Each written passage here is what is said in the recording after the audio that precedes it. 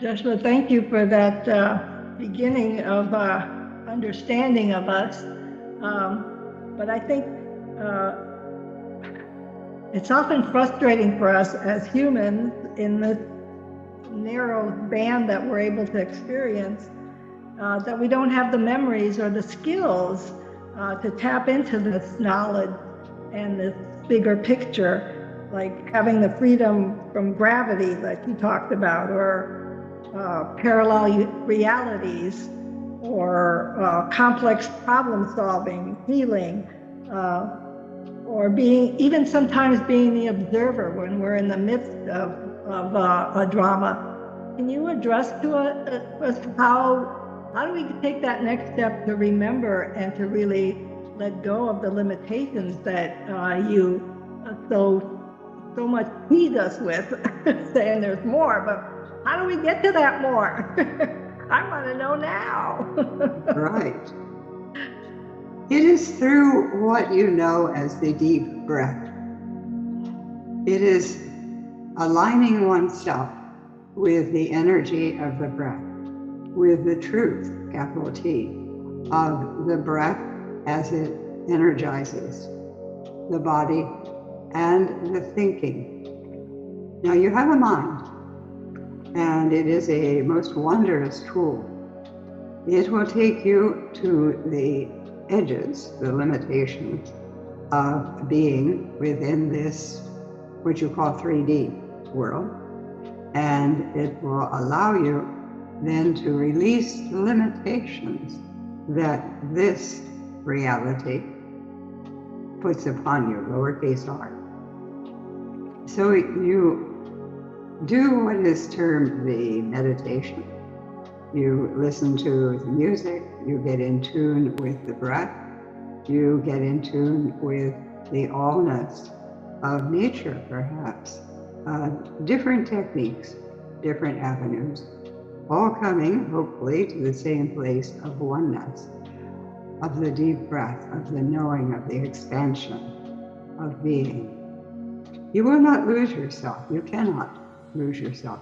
This is something that I have heard from what you call the more limited understanding of the, quote, orthodox religions, where you have to have focus upon one being.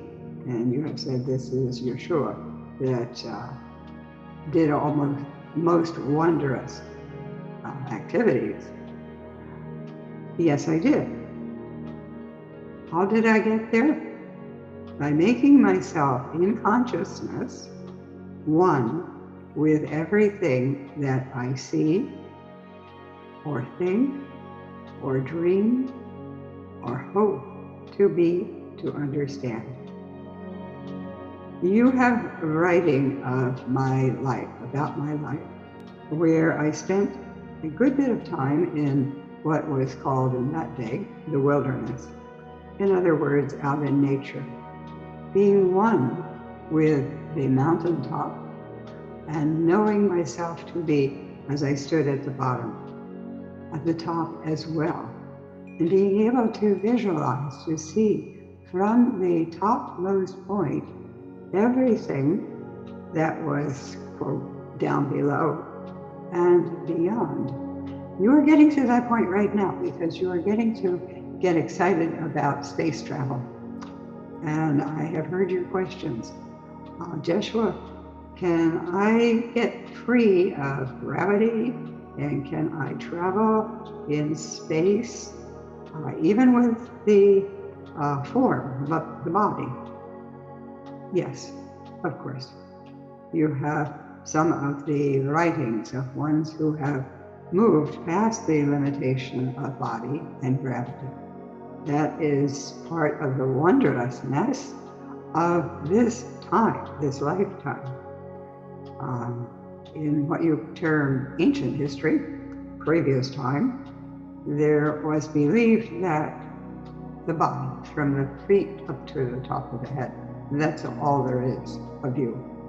And then there came an idea of feeling and knowing there might be more, and there is more. You have most wondrous, I digress here, advertising that will tickle the cockles of your mind and say, is there more? What more would there be? Could there be? What more? And in your meditative times, and please do not look upon meditation as a have to. It is a want to. I want to spend some time daydreaming. I did this as a small one. I'm speaking here as one Jeshua, but also for you, because in your small bodily form, as you were growing and maturing, as it is called, you traveled in thought and also in energy to the allness of you, the wondrous extensions of you, and you wondered, can this be? And of course, in truth, what you have asked to know is where you have been, what you have done, who and where you have experienced life and beyond life. Oh, is there a beyond life? Of course there is. It is the allness of the creative one, capital O, that says, okay, I will have a human experience. I will have an animalistic. I will be the lion.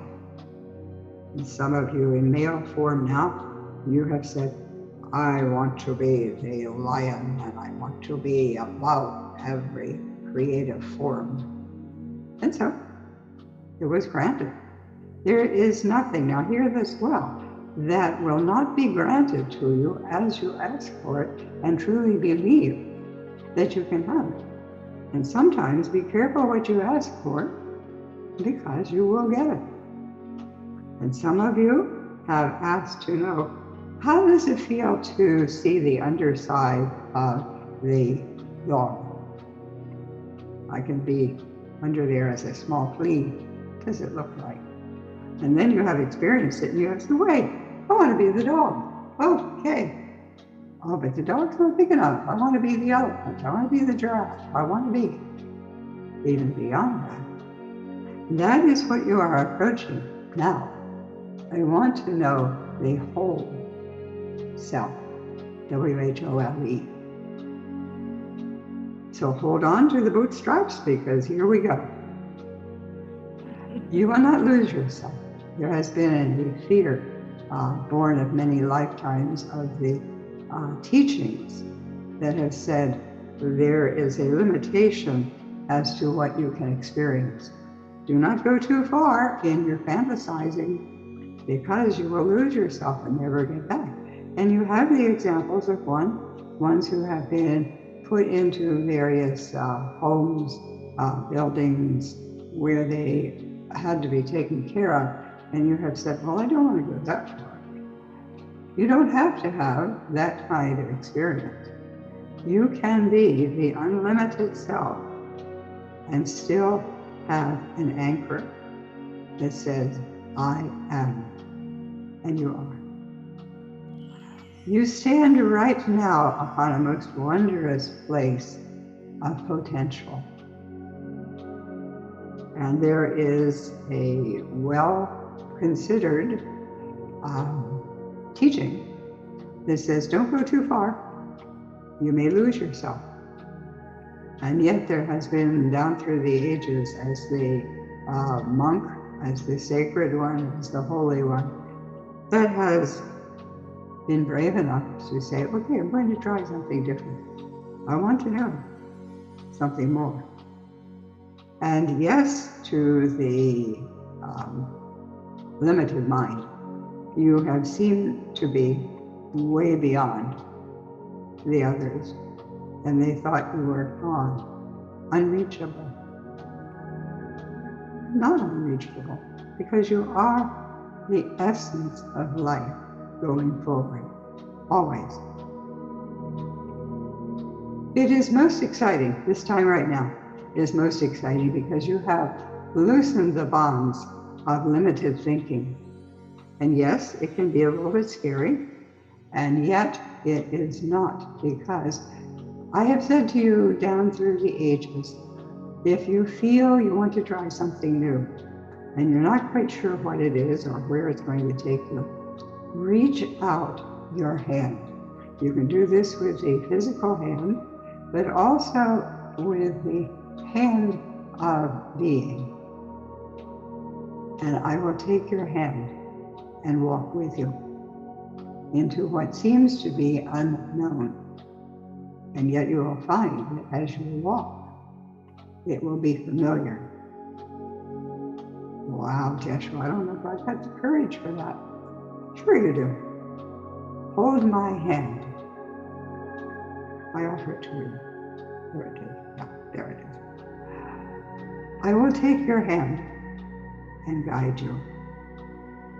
It is a promise, and I always keep my promise.